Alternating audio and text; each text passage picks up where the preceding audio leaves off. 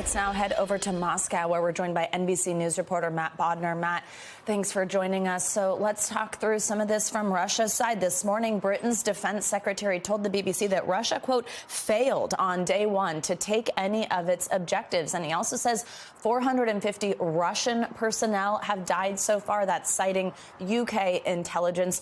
We've not been able to verify that. But have the Russians said anything about casualties, about whatever these objectives were? And how confident is Moscow in capturing the capital city of Kyiv? Is that still what we think is the objective as we continue to watch this unfold? Thank you, Savannah. Well, let's start with Moscow's objective. It is certainly clear at this point that their objective is Kyiv. They are telegraphing loud and clear that they are in Ukraine to essentially conduct regime change. They want to.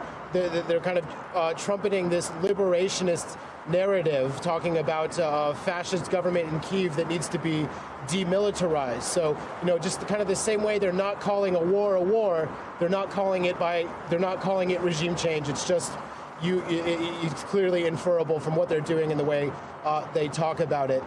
Meanwhile, as they talk about this, they are also claiming that they're running a massively successful campaign. Yesterday, basically directly contrary to everything we're hearing from the Ukrainians, from this British intelligence assessment that you just mentioned, they say that they achieved all of their day one goals. Now, we don't really know what those are. They threw out a pretty high number of Ukrainian military infrastructure facilities disabled yesterday, but they didn't really elaborate too much. They are claiming things such as Ukrainian units are surrendering and throwing down arms in very large numbers, that they're avoiding population centers, that they're not harming civilians. And so they're kind of painting this very neat picture of essentially the most perfect military operation ever run, but they are not admitting any casualties. They haven't brought this up at all.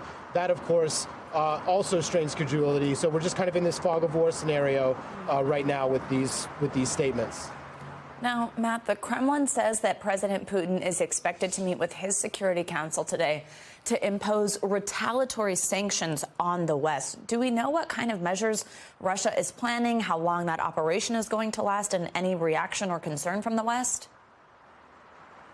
So we have very sort of little idea what they might do. We just keep hearing that they continue to promise, they continue to promise some kind of massive retaliatory sanctions.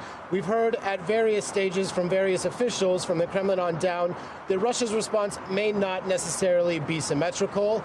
So they're going to start looking at things that they could maybe do that would hurt the West. That may not be a direct response to, for example, some of the banking sanctions we've seen. These could be things related to energy or natural resources. Matt, quickly before I let you go, I have to ask you about some of these really stark images we've seen. Protesters in Russia coming out to city centers. And then in the last 24 hours, we've seen a crackdown on these anti-war protesters in Russia. Talk to us about what's going on there and what the general level of support is like among the population for this invasion.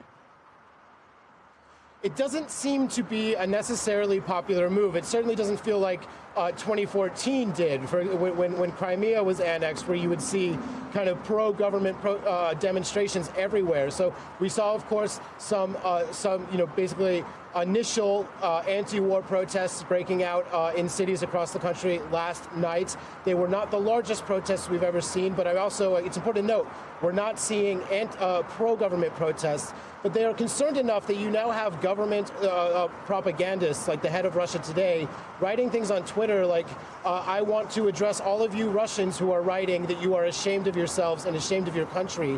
What is it that you're ashamed for? So it's definitely getting someone's attention. Thanks for watching our YouTube channel. Follow today's top stories and breaking news by downloading the NBC News app.